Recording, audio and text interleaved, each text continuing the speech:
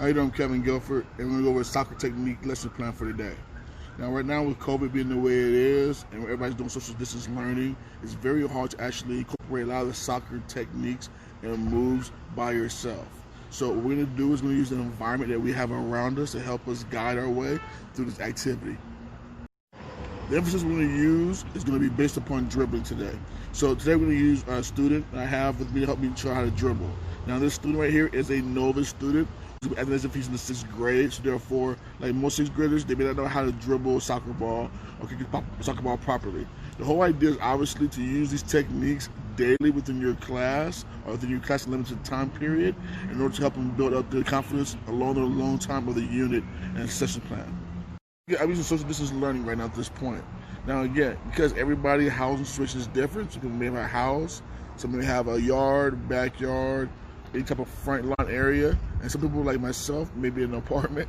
I'm going to use this as a worst case scenario area. That way you can still see that there's still opportunities and ways to learn how to do your drills around any type of area environment.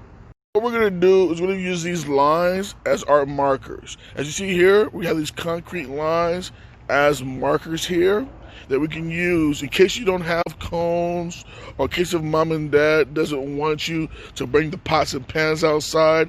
There's always little things you can use within your environment that you can have to help use for your drills. So what we're going to do is we're going to use those 4 lines as our markers and our would-be cones, as if we didn't have the ability to have cones and or socks or pots and pans to use to bring outside.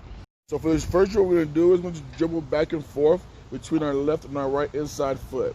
So again, as you see here, it's a little difficult based upon where he's at, but for the most part, all we try to do is just teach him how to guide that ball left to right in between his foot using his inside leg.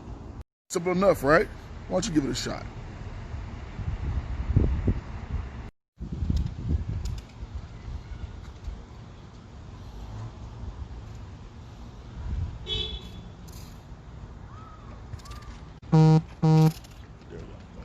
So that next drill you see him do was you go down those 4 lines that I showed you originally as our cone and line markers. On the right side, he used on his right foot only, dribbling down, shuffled across, and came back down with his left foot only. Again, we want to make sure both feet are as dominant as the other. So if you're a dominant right foot, the whole idea is hopefully your left foot is dominant as your right. That way it helps you out in the long run in the soccer game. Again, it's not something you can learn overnight. It's going to be very uncomfortable, but the whole idea is to get comfortable being uncomfortable. With that being said, the more you practice, the better off you'll be. Okay, now I have a modified drill I want you to try. What I want you to do is start off on one side of the marker, using your left foot only. Dribble the ball down to the other marker. Once you get here, pass the ball using your right foot to your left. Stop and guide it with your left, and now dribble it again with your right foot only. You'll get to the next marker, pass the ball with your left, guide and stop it with your right, and then dribble it with your left foot only to this marker where you repeat that process again, okay? It's ideal to use cones, pots, pans, even socks if you have it to use for these type of markers in these drills. But if you're not able to use those type of things or don't have them to your disposal, that's fine. Use the environment as I showed you there as your markers. Now I want you to give it a shot.